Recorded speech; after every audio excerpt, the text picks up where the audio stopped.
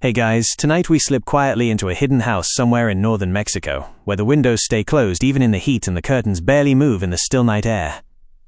The street outside looks ordinary. A parked truck, a stray dog wandering past, a dim streetlight flickering like it's half asleep. But behind one plain metal door lies a life built entirely around disappearing. You move slowly through the hallway, careful not to make noise, because in places like this, silence is almost a rule. Somewhere in this house, escape routes are already waiting, tunnels carved beneath the earth like secret veins. You probably won't survive this, mostly because hiding underground for months sounds extremely uncomfortable and frankly terrible for your sleep schedule. So, before you get comfortable, take a moment to like the video and subscribe, but only if you genuinely enjoy what I do here. And while you're settling in, comment your location and local time.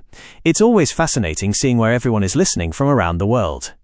Now dim the lights, maybe turn on a fan for that soft background hum, and let's ease into tonight's journey together. You stand in the small living room where everything feels strangely ordinary. A worn sofa sits against the wall. A wooden table holds a half-empty glass of water. A television faces a chair positioned just slightly off-center, as if someone left in a hurry but expected to return. Nothing here looks expensive or remarkable. That is exactly the point. Safe houses like this are meant to disappear into the neighborhood. No bright paint, no fancy gates, no signs that anyone important lives inside. From the outside, the building looks like hundreds of others scattered across dusty streets. You walk slowly across the cool tile floor, feeling how quiet the house feels, almost insulated from the world. Even sounds from outside arrive softened and distant. Somewhere nearby, a dog barks once and then stops. The man who used places like this became one of the most hunted figures in modern criminal history. For years, authorities searched across mountains, cities, and deserts trying to locate him. Yet again and again, he seemed to vanish. One widely known historical fact is that this cartel leader escaped from a maximum security prison in 2015 through a tunnel dug nearly a mile long, complete with lighting and ventilation.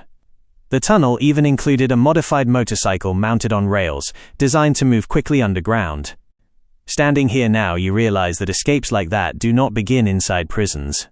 They begin in places exactly like this, quiet rooms where plans slowly take shape. The kitchen sits just beyond a narrow doorway. You step inside and find simple shelves stocked with basic food. Bags of rice, canned beans, bottled water arranged in careful rows, nothing extravagant, but enough to survive without leaving the house for weeks. A single metal pot rests on the stove, still faintly smelling of cooked corn and spices. Whoever stayed here lived cautiously, but not uncomfortably. Oddly enough, some hideouts reportedly kept live chickens in small backyard enclosures so fresh eggs would always be available without requiring grocery trips. Small details like that mattered when remaining invisible meant survival. You move down a short hallway where 3 doors stand closed. The first opens into a small bedroom with a low bed and thin blankets folded neatly. No decorations hang on the walls. No photographs. No personal items that could reveal identity. The absence of personality feels intentional. Scholars still argue whether these safe houses were designed personally by cartel leaders or by trusted engineers who specialized in covert construction. Either way, the planning required patience and secrecy. The second room contains little more than plastic storage bins filled with spare clothes. Plain shirts, dark pants, work boots. Clothing chosen to help someone blend into crowds without being remembered.